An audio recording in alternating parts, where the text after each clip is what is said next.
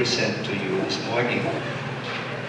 The first is the challenge to grow from a self-referential church to a missionary church.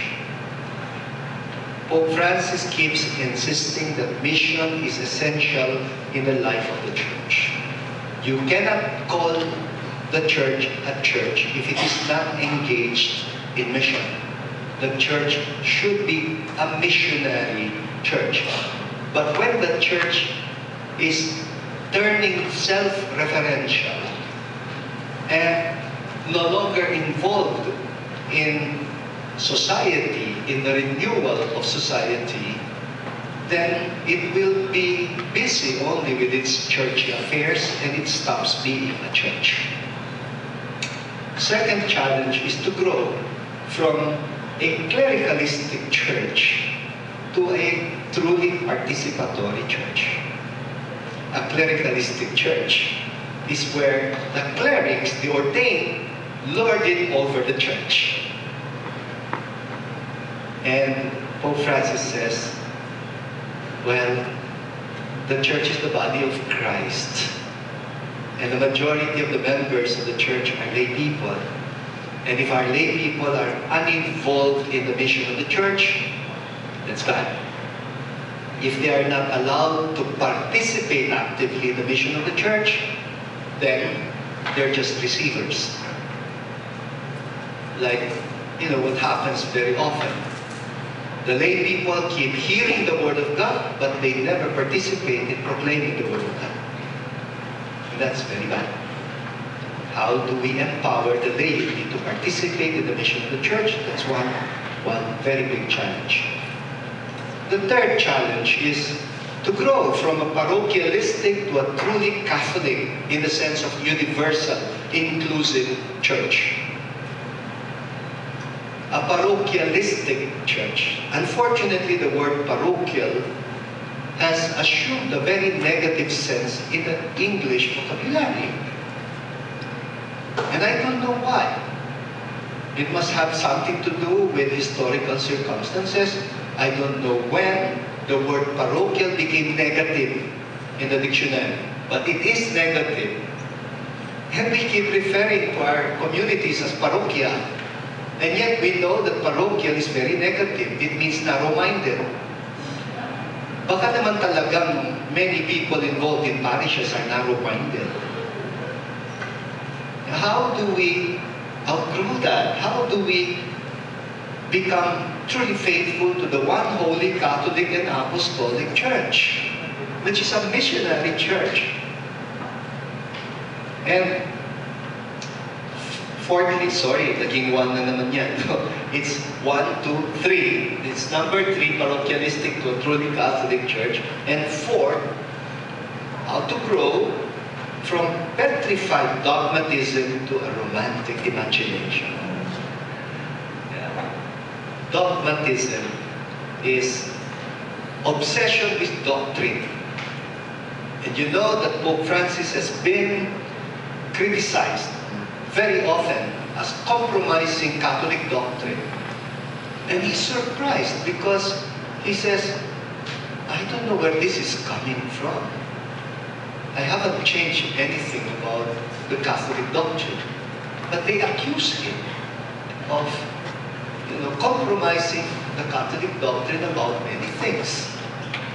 All because he has expressed compassion and care for people whose lives are broken. They think that he is very tolerant, They think anything goes for Pope Francis, but he says that is not true. I'm only inviting you to assume the romantic imagination of Jesus. That religion is about love. And people often forget that. It's not about doctrine, it's about love. And love is very romantic. Love is very powerful. Love transforms people. Love makes people ready for sacrifice. But people forget that. It's like, as long as they know the formula, they think they're good already in religion. Well, these are the 4 challenges that we are going to discuss.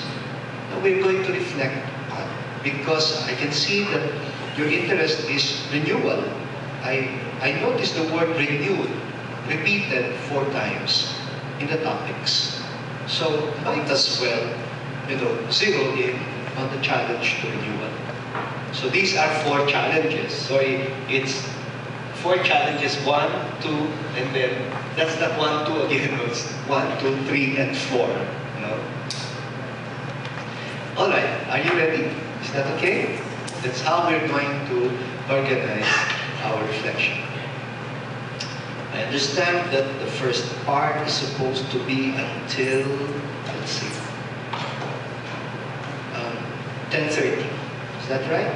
And then we're going to have the Eucharistic celebration at 11 o'clock. Okay.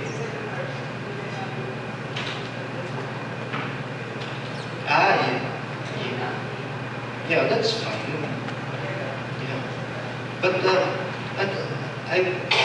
I'm willing to adjust to your schedule. If you have planned the Eucharistic celebration at 11, I will celebrate Mass at 11. Okay? So, are you ready? Okay, thank you. Okay, let's now begin with the first challenge. To grow from a self-referential church to a truly missionary church. When is a person self-referential? When a person is obsessed about himself or herself. When he opens his mouth and talks about nothing but the self. That's self-referentiality. How do we outgrow that tendency? This is the challenge of Pope Francis.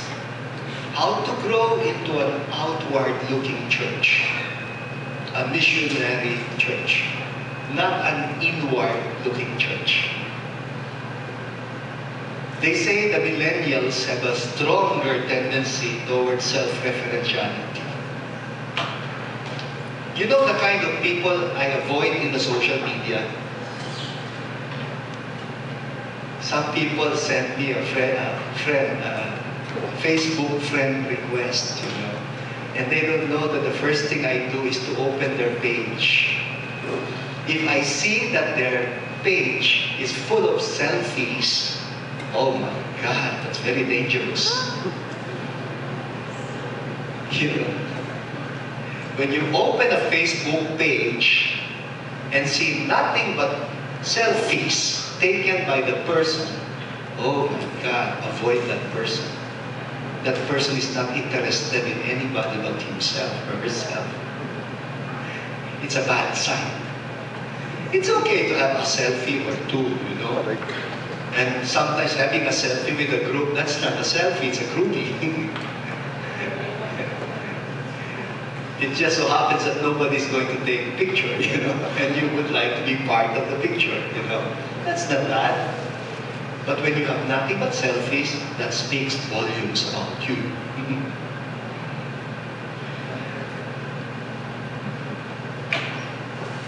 Pope Francis delivered a speech in his pre-conclave, in the pre-conclave session that was organized by the cardinals. You know that that the Pope is elected from the cardinals. And they enter into a conclave. The word conclave means conclave, and clave means the key. They enter the door and lock the door, and nobody can enter it from outside because they have the key. That's how it is. It's like you enter this door and don't get out until you have elected a Pope. That is the task of the cardinals. When the Pope dies, or when the Pope resigns or retires. Well, it's been a long time since we had a Pope that retired.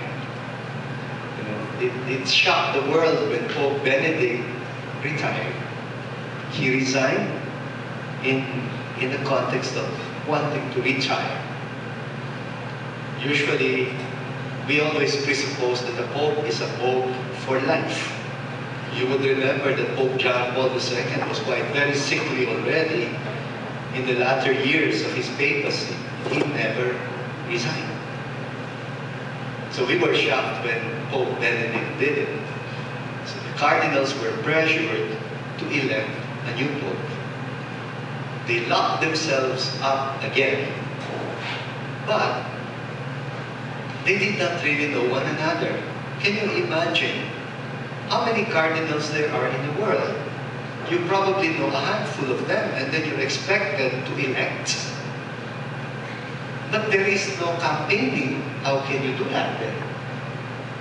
So what they do is they distribute a profile of each cardinal, a basic profile of each one.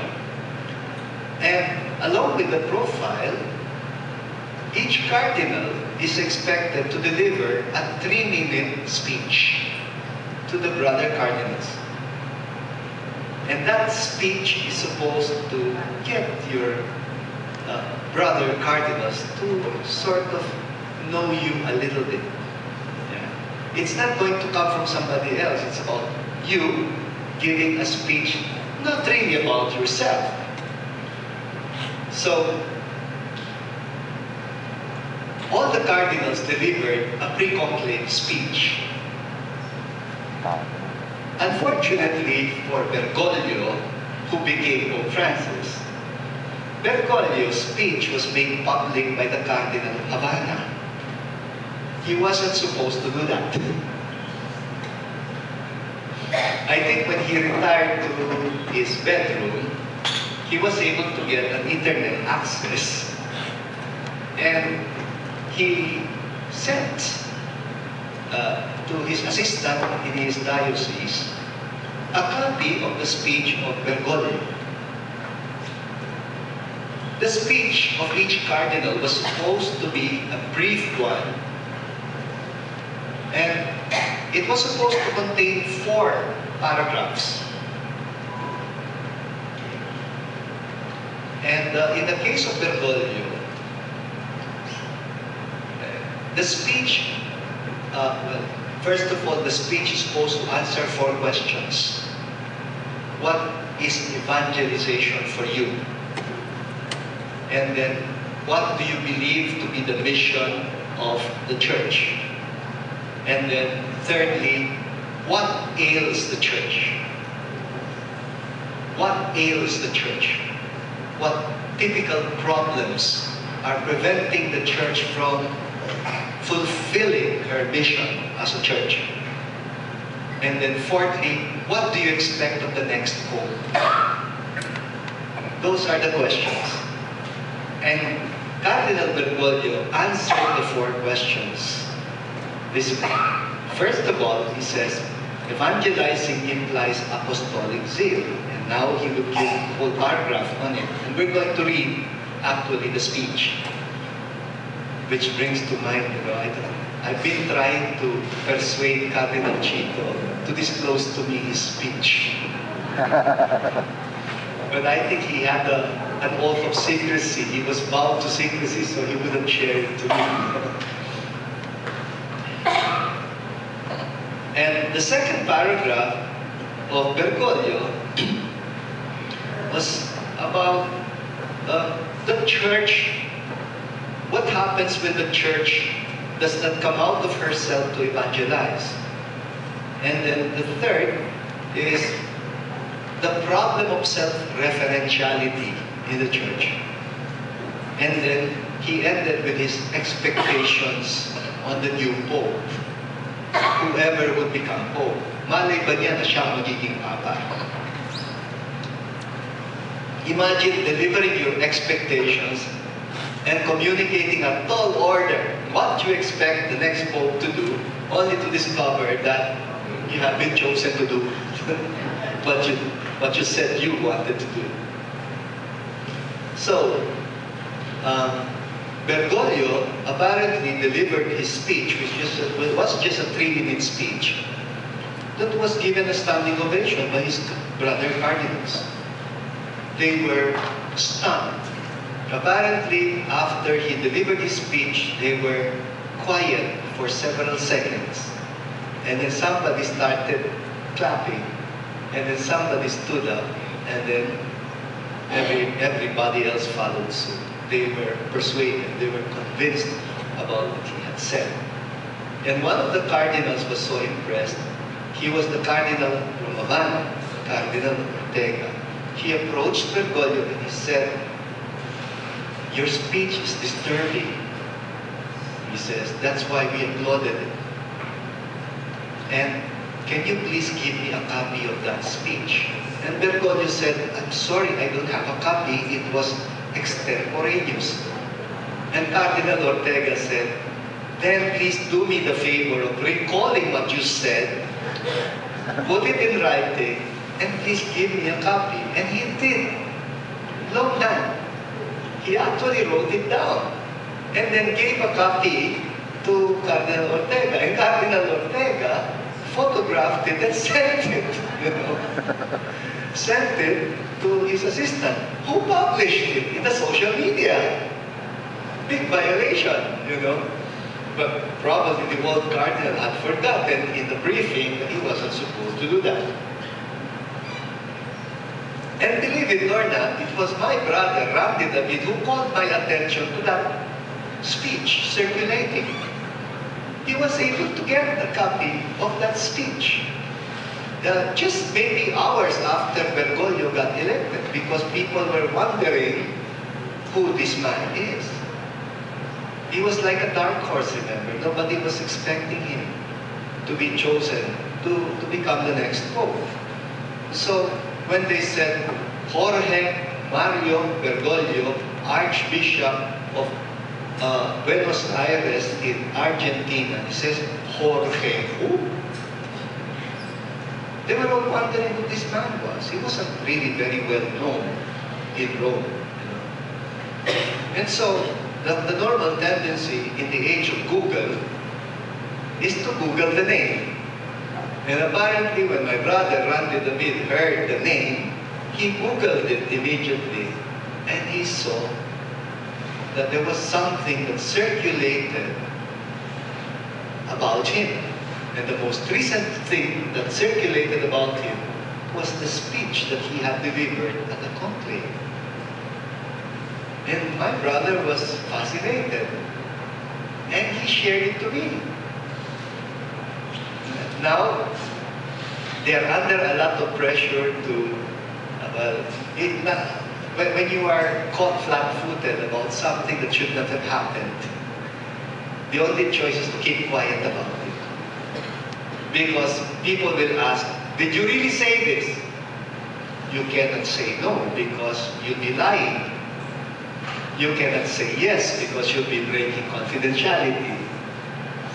So when the media would ask you about something that's true, you just smile. You don't nod. You don't say yes. You don't say no. You just smile. Then you neither affirmed it nor denied it. But your silence somehow confirms it. So the silence of Bergoglio about the speech that was circulated not by himself but by Ortega confirms that this really came from him. And I am a reduction critical scholar by profession. My area of expertise is biblical hermeneutics or exegesis.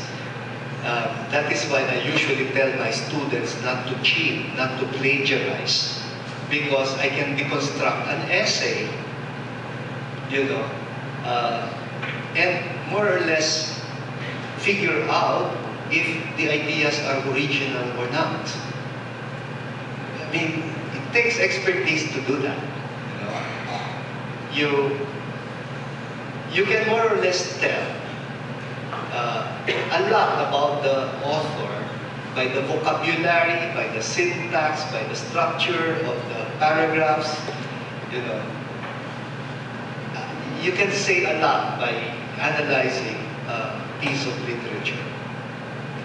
And I did. I deconstructed the text and I said, this is Bergoglio. Because I had other texts written by Bergoglio before he became Pope. He became the president of the Catholic bishops of Latin America. They have what they call CELAM, Conferencias Episcopales de Latino America, CELAM. And he became the president of that. So I noted the different speeches that he had delivered, and apparently he writes his own speeches. He doesn't have a ghostwriter. And you know, even when he gives a speech, you know when it's coming from him and when it's not from him. And sometimes, you know, he would just put down the speech because he doesn't feel comfortable about it, and he would speak from the heart. He loves to speak from the heart. So what did he say? Here's the speech.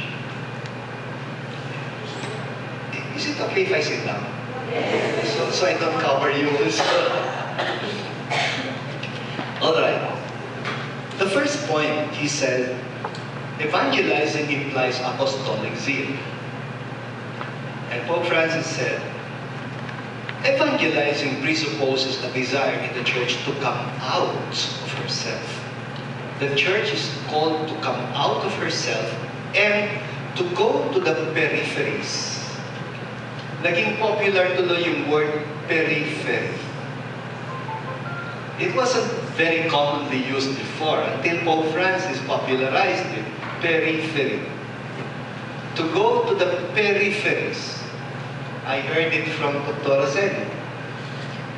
Not only the geographical periphery, but also to the existential peripheries. Kasi, when you say geographic peripheries, you're talking about those living sa mga gilid-gilid. No? Ang tawag dyan ay mga villages, as opposed to the villages. Yung mayayaman daw nakatira sa mga villages. Ang mga mahihirap sa mga villages, sa mga gilid-gilid. Nag-i-squat sa mga gilid-gilid. So, the existential peripheries for Pope Francis include the mystery of sin, of pain, of injustice, of ignorance, and indifference to religion. Ayan. When people think they're sinners, they are usually, tumatabi sila. Those who are in pain, the victims of injustice, ignorance, indifference to religion. There are some people who would rather not have anything to do with the church. They're indifferent to religion. Intellectual currents and all forms of misery. These are included among what Pope Francis would call existential peripheries. At madami yan.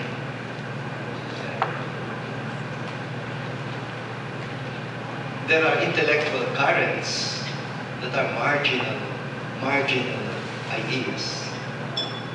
You would tend to be put in the margins when you think that way.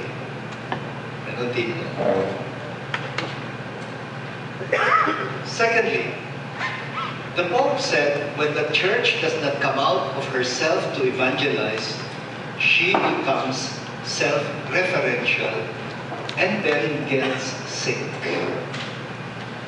So he spoke about the sickness of self-referentiality.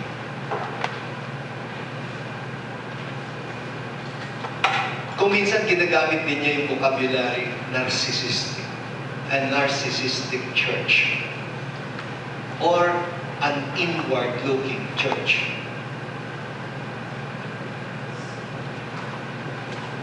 Kapag ang simbahan, walang alam pag-usapan, kundi sarili niyang vocabulary.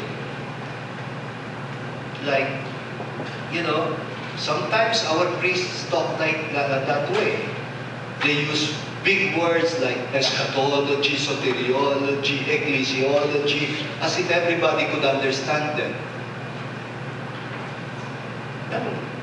Many people don't care about the church. Sometimes you have to adjust your vocabulary. You have to know where they're coming from. You don't impose your worldview on them. Not everybody knows what a novena is. Some people don't even care about the Bible. Just because you're church-going doesn't mean everybody cares about the church. Now, just because there are people who don't care about the church, does that mean you will also not care about them? Well, Pope Francis says, we're not church anymore if we care only about churchgoers. We're not church anymore if our attitude is, the hell I care about you if you don't come to church. We get sick when we become self-referential, as Pope Francis. And he says the evils that over time happens in ecclesial institutions have their root in self-referentiality and a kind of theological narcissism. Okay, I sort of preempted that. No? A theological narcissism. Yung narcissism is self-love. Parang, ang ganda-ganda ko, galing-galing ko, mga ganyan. A bit parallel to selfies. No? In the book of Revelation, the Pope says, Jesus says that he is at the door and knocks. Obviously, the text refers to his knocking from outside in order to enter.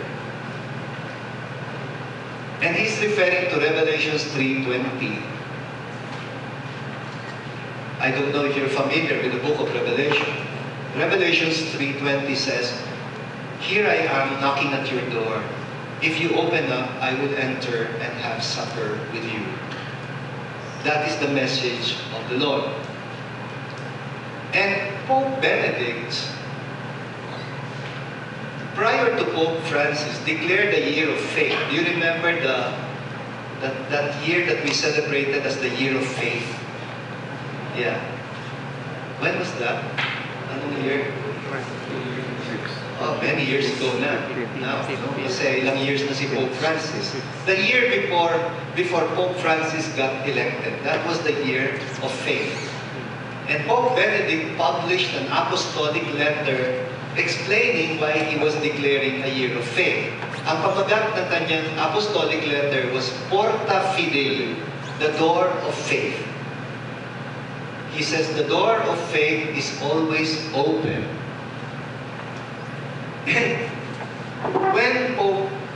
When Cardinal Bergoglio delivered his speech, it was in reaction to Pope Benedict. He was reacting. He was actually saying, napaka-optimistic naman nitong ating Santo Papa. Of course, he was a Pope then. He had no idea he was going to be elected as Pope. Because he said the door of faith is always open. Quite the contrary. For many people in the Western Hemisphere, the door of faith is closed. Many people don't care about faith. Many churches are closing down. Many congregations have no vocations anymore. Religion is dying in Europe. Many of you have been to Europe, I'm sure. Have you entered the cathedrals of Europe on a Sunday? Have you counted how many people are going to Mass? You'll be lucky if you find a Mass that is well attended in any of these cathedrals, because most of these cathedrals have become museums. When I was a student in Europe, doing my doctorate in the Catholic University of Louvain, I was shocked when I visited the Church of Antwerp, the Cathedral of Antwerp. I just wanted to enter and pray inside the church because, you know, how it is for us Filipinos when it's your first time to enter a church. It's very Pinoy, di ba? Oh, I'd love to pray in this church because I have never been to this church. And I wanted to enter and pray. And I was stopped by a doorkeeper who said, where is your ticket? And I said, ticket? I said, sorry, you have to get a ticket to enter the cathedral.